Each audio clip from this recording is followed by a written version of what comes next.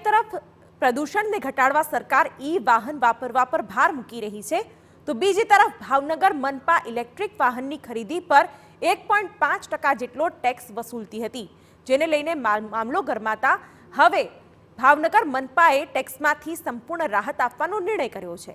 લોકો ઈ વાહન ખરીદવા આકર્ષાય તે માટે વર્ષ 2024-25માં અન્ય ટેક્સમાંથી 66.66% રિબેટ અપાશે, તો આગામી 2025-26ના વર્ષમાં પણ ટેક્સમાં 33.33% રાહત અપાશે।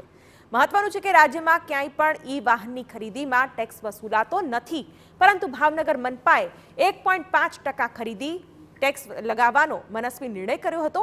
જો કે સમગ્ર બાબતે મીડિયામાં અહેવાલ પ્રસારિત થતા ભાવનગર મનપાએ નિર્ણય બદલ્યો અને ઈ વાહન ખરીદી ટેક્સમાં રિબેટ આપવાનો નિર્ણય કર્યો છે।